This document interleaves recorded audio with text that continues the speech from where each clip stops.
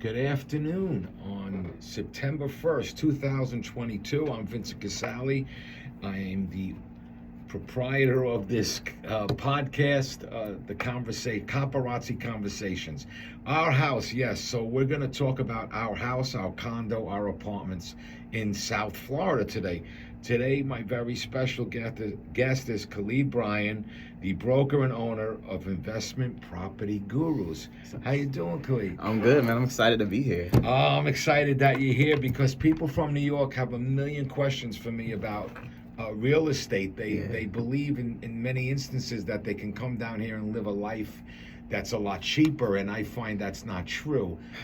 Not in East Coast Florida, maybe in the western areas, but it's pretty rough up here. But what I'd like to know from you is, how long have you been a real estate broker? So I've been in real estate as a whole since 2013, and I've been a broker for the last 4 years. Wow, wonderful. So you know your stuff, I'm assuming. Yeah, I'm pretty versed. Did you ever believe that these prices would get so out of hand? Honestly, I did have a feeling because history repeats itself. So It's been here before where we're looking at the price like, I can't believe it cost this much. My honest thought is that this is just the beginning. I think it can go higher. So you believe there's not going to be a crash. It's going to go higher before it goes lower. I believe there's going to be a moment of like kind of settling, because what's happening right now from what I'm looking at is these super high prices are just people just taking advantage of the low inventory. So a lot of sellers are just kind of throwing prices at the wall and telling buyers no appraisal. So if you want to buy a house right now, you got to go with it. And that's both condo and house. More so house, because condos are even harder to purchase. So that's why these home sellers are able to do so much, because I would rather give you $10,000 more than have to go fight with this association to pay an extra $30,000 down just to get a condo, you know? Well, from what I understand, a lot of people are purchasing condos cash. The buyer wants cash. The real estates want cash. It's a quick sale, and they don't want to deal with the mortgages. And now that the rates, I believe, went up to about 4%. They're up to like 7%. They're up to 7%? They're up to 7%. Oh, my goodness. It's crazy. Oh, my goodness. And that's why they're doing cash. So imagine a 7% rate, and you got to put 25% down, because the lenders are freaking out. Since that Surfside building collapsed, they're just going in on condos. So you have to have your 40-year recertification. And let's just say, out of, I don't know, I don't want to give you an exact number, but I think there's about maybe 900,000 condo communities in Florida, or at least South Florida. Maybe 500,000 of them are about 30 to 40 years old. So they all need these recertifications. So you can imagine the list of condos that will meet this requirement to be financed. They're very few. From personal experience, my particular condo is of that age, 40 or about 50 30, years 40, old. yeah. And they just started, and they had done assessments already after Sandy, I believe, and now they're going to do them again. Yeah. And the insurance all went up. It's gonna. We all got reassessed for insurance because of the building collapse. So it's, even if you buy the condo outright, you're going to still have some monthly bills. The HOAs went up, and the taxes went up, and that's the problem. But in my opinion, it's still better than renting, because, go ahead. So the issue with the condos and affordability is the lenders are just kind of denying these loans, because they're approving you, saying you can afford a condo up to $150 with an association fee of, say, $350 a month, right? But then they talk to the board and find out, well, in a year or two, we got a special assessment coming up because we got to meet this 40-year recertification. No one knew about this, because you have to get to this point to figure that out. So that's why people are just like, I'm not even going to go for it. As far as comparing it to renting, it's really hit or miss, because the benefit to renting is that you don't really have to fix anything, because that's a whole nother expense. So imagine if you're strapped out, spending just enough for your monthly living expenses, and then here comes a new water heater you need. Well, it's funny that you say that. I've only been living in the condo 11 months. I've already had to replace a water heater. Yeah. I've had to replace a toilet because I've had a flood, and plumbers will take every cent that you have. I had to get new floors put in, and the people that clean out your apartment after a flood will take all the insurance money. Yeah. So you're really, like you said, you're not prepared for these things, but they're costly. And then your insurance company is going to drop you. my insurance company already raised my premium, Yeah, they'll do something. and they raised the deductible as Yeah. well. Once you use them, they make you pay for it. It's really unbelievable across the board. I don't know if that's just South Florida, but I'm sure it's the United States. Everybody's It has out to be, there yeah. for just grabbing the money. And so yes, the renting, I rented first, and I had a decent rent, but then once my lease was up, the renter had the right to raise it as much as he wanted. Yeah, there's no limit in Florida. We can, as long as it's within the market and someone's willing to pay it, they can do it. So if your rent is $1,000 a month and the market goes up, they could raise it to $3,000 a month. Yeah, so personally, I was renting, my rent was like $1,500 a month for a 1-bedroom. They sent my renewal at $2,100. So there's no limit. There's no limit. They could just, whatever the market says, they could say, oh, we can get that much, and then they'll just go for it. So what's happening is people are taking advantage of this, and they're going straight to the luxury market now, because the luxury market gets to puncture you into a whole nother bracket of price increase. Well, the good news is the purchase price on my condo, and I haven't been there a year yet, like I said, has already went up $75,000. Yeah, it's gonna. So if I was to sell it tomorrow, I would make some money, but the answer is, where would I go? Yeah. I'm pretty happy where I am, so I'm going to stay there a while. But you're right, the rentals are, the one good thing is, It's just, your payment's your payment. there's a hole in my wall, Come fix the it. plumbing is leaking underneath. They're Yeah. all fixable when you own your own condo. And I think the misconception is the write-offs. Depending on what you make, you're not going to get a great write-off for mortgage or taxes or Yeah. HOA fees. And people across the board in New York were telling me, oh, it's great you bought, you're going to get all these write-offs. That was not true. Yeah. So for anyone that's buying, you have to look into that with your accountant first, I believe. Yeah, I think the write-off is more so on the interest you pay on the loan. That's what they'll give you the deduction for. Okay, so honestly, I think the reason a lot of people from other states are saying, oh, it's going to be much cheaper to move to Florida is because we don't have that state tax. So though the home prices may be a little high, you're coming from, say, paying whatever your state tax is in your local state, and you're just coming here and now it's a whole bill gone.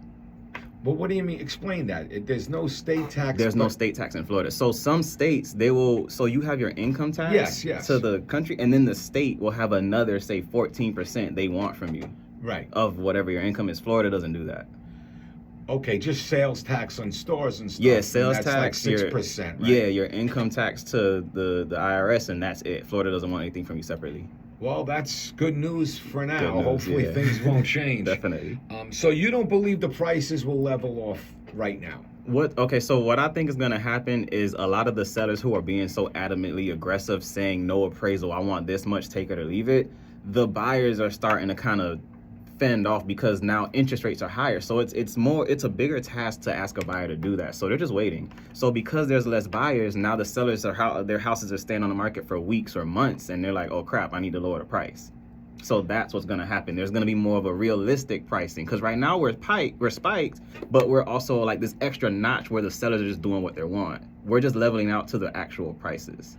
Okay, well that's what I've noticed. The seller is many of the sellers are not bargaining. Yeah, it's like you'll look at it, and that's it. Because it looks two ways. So from the outside, you'll see the listing price. So I can have a 3-2 house in Hollywood that I bought it for, say, $320 last year or 2 years ago. Now I'm gonna put it back on the market for $600,000. So the public is just looking at the Zillow list and saying, "Wow, that house is $600,000 now. The market is crazy." But really, they're probably gonna sell it for maybe $450. Right? So the price that the seller's asking gives the appearance of this huge market spike, but the price they actually sold it at gives the example of the actual market spike. So it's really not as high as we're thinking it is. Mm-hmm. It's just the sellers just have to be kind of realistic with the buyers, and they're not. And is it true that the houses, and many of them are cottages down by the beach, 2 or 3 bedrooms at most, are far more expensive than the condos? Yeah. So it's all about highest and best use in real estate. So when you're by that beach area, the highest and best use for that is the tourist market.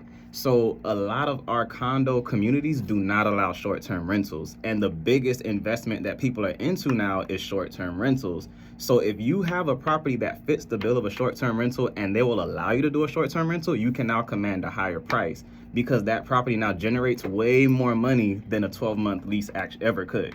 So imagine if I rented this house on an annual lease, I could get $2,000 a month. But if I put it on Airbnb or something for a short-term rental or rent it to some travel nurses, I might get $4,000 a month, maybe $5,000 a month, because I'm selling it to them weekly.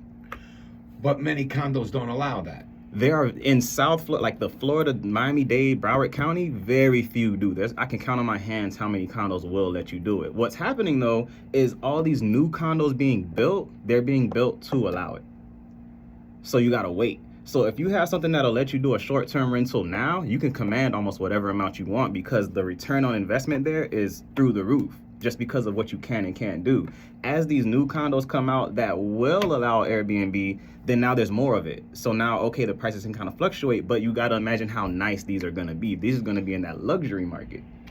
Well, that's what I was going to say next, because I'm not in a so-called luxury building. I'm sure there are some luxury apartments on the top floors, but just across the street down in Pompano by the pier, they're building high-rise, brand new stuff. Yeah. We're talking $1 million, $3 million.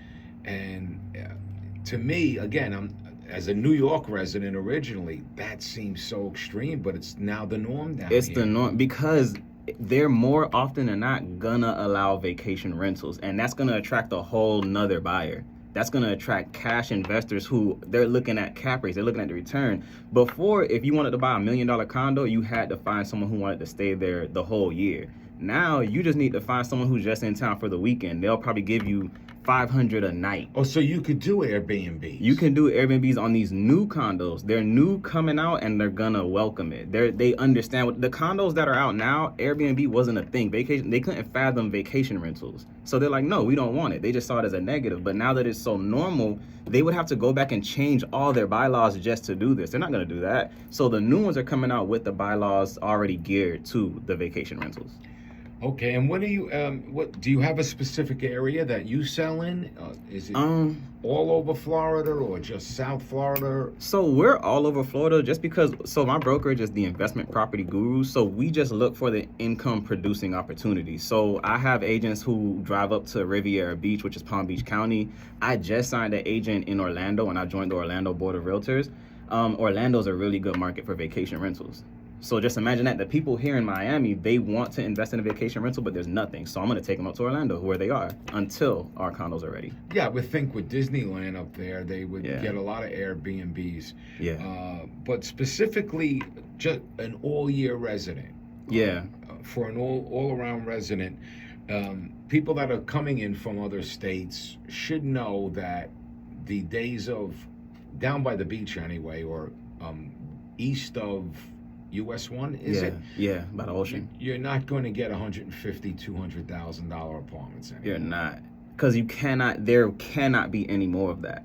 That's the situation. If you go inland, more west, where there's like Everglades and there's new houses, they can wheel and deal over there because they'll just build more up the street. But this oceanfront property, these beaches, they're done. So what you have to do is you have to find a beach that hasn't been, well, I guess I call it that hasn't popped yet.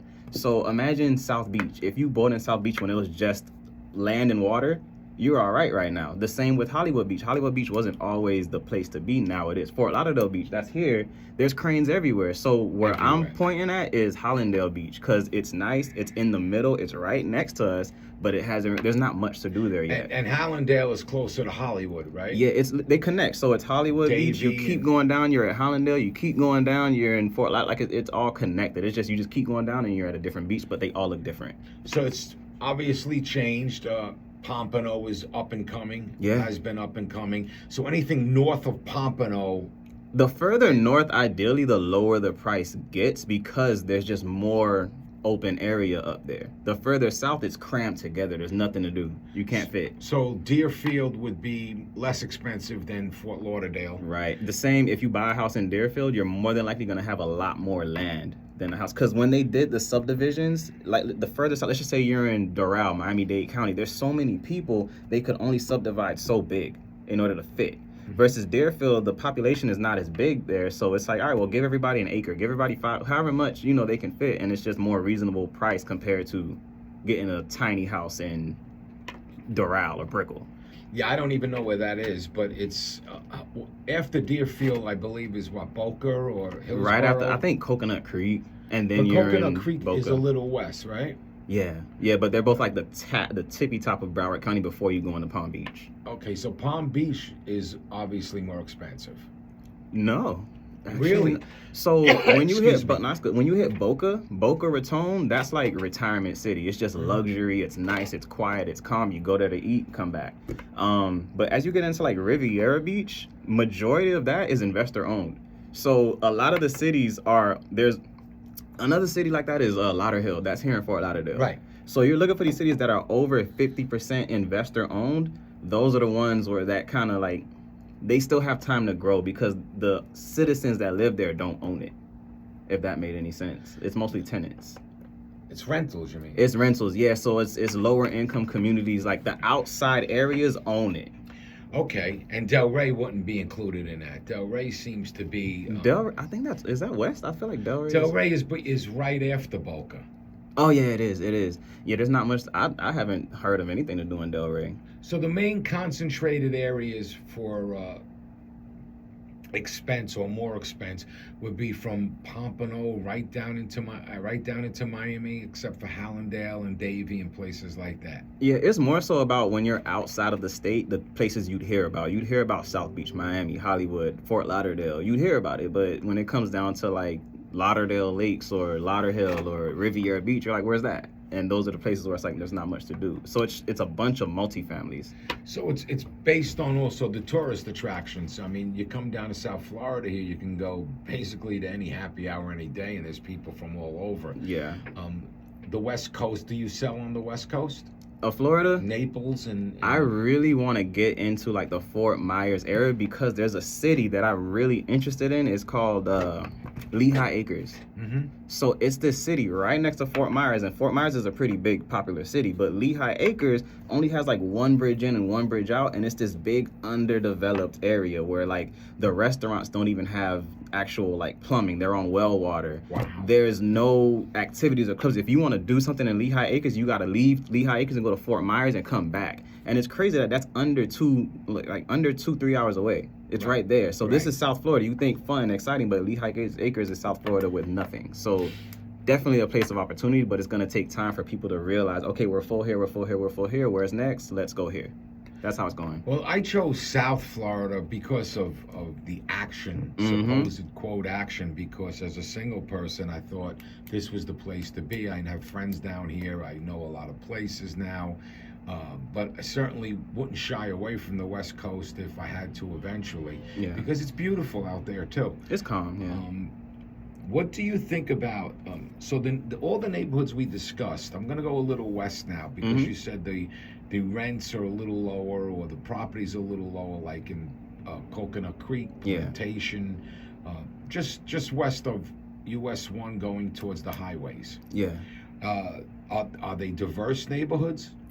They are, but the thing is, so South Florida is a big melting pot, and the way it melts is really kind of indicated on the route people came in and where they came in through.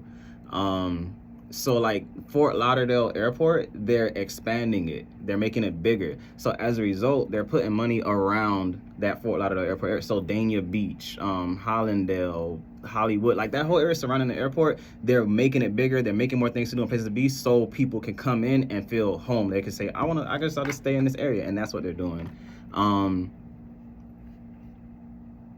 I couldn't really say as far as like the areas further west because I'm not really over there. But it's just becoming more and more diverse. Like before, when I first started real estate, people from Dade County would say, I want to live in Broward. I don't want to live in Dade. So at a certain point, all of Dade is in Broward now, so it's now the same community. So I guess that's what's going on here. So for people that are coming, let's say from the East Coast or Northeast Coast, and they don't know anything about Florida real estate, and they just want to go somewhere that's safe, has good schools, I don't want you to pinpoint areas to stay away from. Yeah. But are they pretty much okay with places like Coconut Creek and Plantation, and if they couldn't do the beach thing? Yeah. Okay, so if you don't like the beach thing, my personal favorite area is that South Broward area because I just feel like it's the most in zone. Cooper City is a city that's known for its extremely good school districts. I actually I have an agent, her name is Indiana, and her specialty is finding properties by school district. Like, all she does is look at school districts. So she would definitely be the one to chime in. I think she should come on and just talk about school districts one day. That would be great. Yeah, definitely. But Coconut, what did I just say? Cooper City, there we go. Sorry, so many C names. Cooper City is known for its school districts. There's not much to do. It's pretty wide lanes. Like, the streets are probably like 4 or 5 lanes wide, so there's no traffic. It's just a very quiet, calm, kid-friendly environment. Like, that's what it's a family-oriented place. Well, because that's what people think. You know, their main priorities are the safety in schools. Safety in schools, yeah. And so I guess they could research that by charts, by each town, right? I guess Yeah. they go on the Florida boards and just research the statistics through the Florida councils. Yeah. One of the other things I wanted to ask you too, I'm hearing a lot about the Jimmy Buffett communities. Do you know anything about them? I know 3 people that have moved up. They're up by Daytona, actually. So that's a lot of people. Jimmy Buffett's just a person. Who's Jimmy Buffett? Jimmy Buffett's the wasted away again in Margaritaville. Oh, okay. Yeah. So he opened a hotel down here by the casino. Yeah. It's not a casino, but it's doing very fine. And he opened a village. It's called the Jimmy Buffett Village. That is something you want to pay attention to, because whenever you see a lot of known people putting their money in the same state or city or area, you kind of want to be there. The way I initially look at it is, if I see a crane, that means they're building something that's already halfway sold out, so something's going on in this area. Grant Cardone, I'm not sure if you're familiar with Grant Cardone. He's an author. He wrote the 10X Rule. He's a what? I'm sorry. He's an author. He wrote the 10X Rule. He's a big, like, motivational speaker. He does, like, these events at Hard Rock Stadium. Irrelevant. He owns a hedge fund, and they also build apartment communities all over. So these big celebrities or these big names are investing their money into the rental market. Because remember, back in the day, you would buy a house to flip it and sell it to someone to live in. Right. Now, it's all about the rental market, because as it gets harder to buy a condo, harder to buy a house, you have to have a certain level of money in order to even start to be a homeowner. So they're just really catering to these new era of people who are renters. I guess I'll call them highly paid renters. Because before, if you made $50,000-$60,000 a year, you could go buy a house. But as it becomes more expensive, it's harder to do. So you have to rent longer before you can start. So with the interest rates up almost around 7, wow, I can't believe 7. that. They're doing it. That's incredible. Yep. And the average condo, I guess, I'm talking about not the luxury high rises, of course, but the average 2-bedroom, 2-bathroom condo in Pompano Beach is anywhere between, I believe, $350 and $550. Yeah, right now. Am I in the right ballpark? Right now, yeah, probably, yeah. So with that in mind, would the buyer have to put down 20%? If they didn't pass their 40-year recertification, they're gonna have to put 20 to 25%. The way the lenders work and the way their mind works is, the higher the risk, number one, the more money we need from you, and number two, the more interest we need to kind of make it worth the risk. So the fact that the prices are so high, they're looking at it as, I don't know, it's kind of likely that these are gonna drop. So if we do this loan at $500 and next year it's only worth $400, how do we get our money back if we have to foreclose? Right. So we need a higher interest rate, and that's why they're doing 7. Oh, okay. That's high. Yeah, they'll lower it if you have based on your credit, your income. If they look at you as a low risk, they can kind of lower it. But that's what's kind of driving it up, the risk factor. Well, what I want people to understand is, because 5 years ago I visited Florida and I thought about moving here then, and there's a big change in the last 5 years, and I had figured it out to be, if I bought a condo cash or whatever it was, my HOEs and my taxes would still be around 1,000, under 1,000, with a lot of these buildings at the times did the cable, so you didn't have to pay for the cable. Yeah. Well, I can tell New Yorkers now, just from personal experience and people I talk to, even if you buy your condo outright, you're still going to be in for a couple of $1,000 a month between HOAs, insurance, taxes, cable, and now the gas and electric has gone up. My gas and electric bill is exploding, and it's just an apartment. So that's the thing I wanted people to come away with, because if you're going to move to Florida, there is a lot of research that you should do in all aspects, whether it's East Coast, West Coast, North, South. Do you think that I covered most of what I wanted to talk about? I feel so, but I guess it's important for them to understand how they come up with the price of HOA fees and taxes. Mm-hmm. So the way they come up with the association fees is they take whatever it costs to run the whole community, Mm-hmm. and they divide it based on your share of ownership. So the way a condo ownership is you own whatever your size of unit is. That's your percentage of ownership in the overall. So if let's just say, throwing out a number, your unit takes up 5% square foot rise of that overall building, that is your 5% ownership. So everything it costs, the light bill, the lawn service, the repairs, the everything, 5% of that's on you. So if you have a larger unit, your association fee is larger than someone who has a smaller unit. Does that make sense? So they're just the same. If you have 2 units, you're paying double. So if it costs them more, meaning if they have to replace a roof, if they have to, now their water bill is higher, now they have to reassess the fees because it's not enough money going on. Sometimes they'll need to build a certain level of reserves. They'll raise the fee until they have that reserves and then drop it. So it's kind of risky to pay cash or even just buying a condo because you don't know when something's going to happen and they need to change your maintenance fee. It changes your bottom line. As far as taxes are calculated based on, it's like the average of all the homes around you.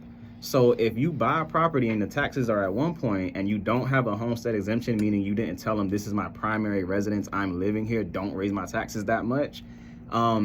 If you're now going from a $500,000 value average neighborhood to $1 million average neighborhood because they done built high rises all around you, your taxes are going to go up because now you're in a different median. And that's how that's kind of balanced. Well, I was going to say about the homestead. I did file for homestead. I don't know yet what my taxes, how much lower they're going to be.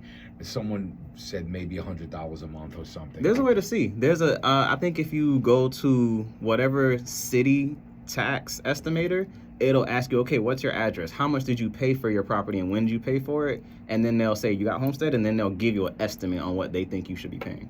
Okay. Well, Yeah. in retrospect, I sometimes not wish I would have stayed renting, but have thought about it since because, again, what I'm trying to do is have the listener to realize you're not, even if you buy something, you're not coming down here without risks. Am I wrong about that? Yeah, just don't rush into it. People will come down and land and say, I need to buy a condo right now. I need to buy something. I'm like, okay. And they just end up looking for something to buy versus waiting and just buying the right opportunity. I did wait. I rented for 2 years, and I did move into a nice condo building. Mm-hmm. I was not really learned on the assessment thing. Yeah. And now, after being here, I'm being told that our assessments might be up to $20,000 on the next. And of course, if you can't pay that in one shot, they'll give you a loan. But the point is, you start to say to yourself, why? I own this place. I pay HOA fees. Mm-hmm. Why have to pay another $20,000? But this is the thing that people have to look into before they buy. And also, what houses there are no association fees. So most of them. A lot of the newer ones will be in associations, but the biggest thing I would like to warn people of is when you're buying an association, you want to, number one, know what the rules and regulations are, especially like as far as rental restrictions. Can I rent it annually? Can I do short-term rentals? Things like that. If it's short-term rental approved, just buy it because that's rare in South Florida and it's popular in South Florida. But yeah, especially down by the beach. Especially down by the beach, down by the airport. Just Airbnbs just do well, but I just don't want people to think if it'll just buy it because you can Airbnb it because a lot more goes into it, you know. Right. But yeah, no, definitely. I think as long as you look into it first and just, here's how the special assessments kind of work. If you're buying a property with an active special assessment, you have a choice. You can either say, I will buy this condo, say in March. Seller, you pay the monthly fee up until March and I will take over the payment after. Or you can say, look, I will close on this condo, but at closing, I would like the seller to take whatever the balance is of the association fee and pay it off in full out of their closing proceeds so I don't have to deal with it. Well, for a layman like myself, you just sign on the dotted line. Yeah, just do it. Hope for the best. But I had a thought and I forgot it. That's all good. I think we covered a lot. We did cover a lot. I think we covered a lot. What I'd like, and I'm sure that with the risk of being redundant, you've explained an enormous amount of information. So if I told you, Khalid, I got a friend coming down to Florida. He doesn't know where to live. He doesn't know how to start. Should he branch? What would you advise? Personally, I would advise he just rents for at least like that first year of being here too, because it's a brand new area. You don't know what you like or not. So rent in this area, feel out. I don't like it here. Move to another different type of area. So maybe try a city life in a building, a high rise. Then come over here and try suburbia, something quiet, something quaint.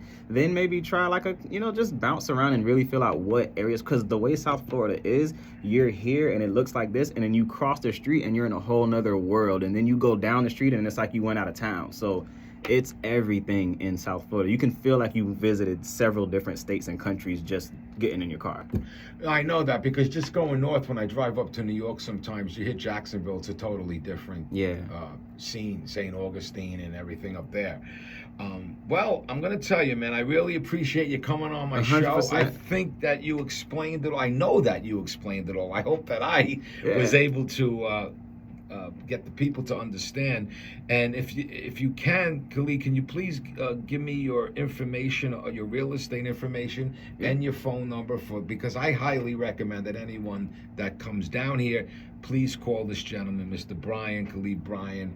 He knows his stuff, man. And rentals too, right? You do rentals too? I have a rental specialist. I have a team of 15. So I have rental specialists, income property specialists, first-time home buyer specialists, property managers. We do it all.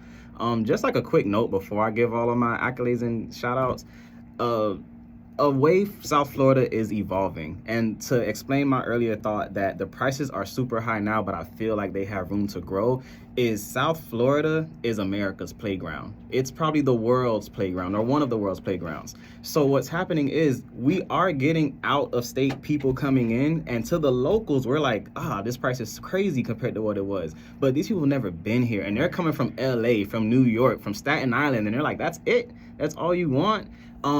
Brickell, it used to just be like, you just live there if you want to live nice high rise, but Brickell is becoming the new Wall Street.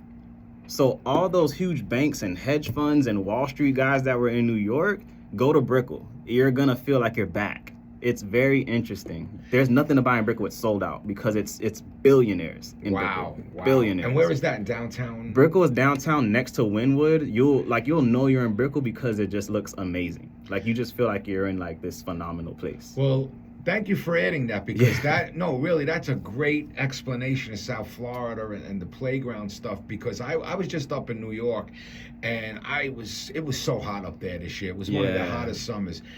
It's not like South Florida. Even though it's hot here, people complain. I cross the street, I'm on the beach. Yeah, the best restaurants. If you're gonna vacation to South Florida, I would advise staying in Brickell.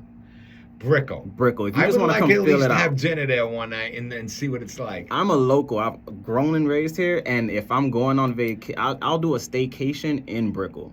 Just because the best restaurants are in Brickell. If you want to go to the beach, near Brickell. If you want to get on the highway, Brickell. It's the heart, billionaires area. It's the new Wall Street. Okay, now on to me. Well, on to my friend Khalid Bryan. And again, if I forget to say it, thank you so much. 100%. Happy to be here. And you really, if people listen to this particular show, they'll know a lot. And if they don't, they should give you a call. I'm glad. So give me your information. All right. And let's end with that. Yes. So I'm Khalid Bryan. I own the Investment Property Gurus. You can visit our website, theinvestmentpropertygurus.com. Follow me on Instagram at Khalid Explains It All. I also have a YouTube channel where I teach people how to get into real estate as an agent and an investor. It's also Khalid Explains It All. I'm an instructor. I do the Real Estate Florida Pre-License course. So if you want to get your real estate license, it's a 2-week course for $450. It's the link in my Instagram bio or at theinvestmentpropertygurus.com. And my phone number is 954-348-2954. Call or text me and just mention Coparazzi. Thanks a lot. And I'm going to tell you, I'm glad to be back, Khalid, because I took a long vacation. We did 3 shows before this, and I'm hoping to do at least 1 show a week with some fine guests that we're going to have coming on. Oh, yeah. And all the best to you, and good luck, and I hope people reach out to you. 100%, man. Thank you. All right, everyone. Have a great afternoon. And let's end this show with what we started it with. Okay.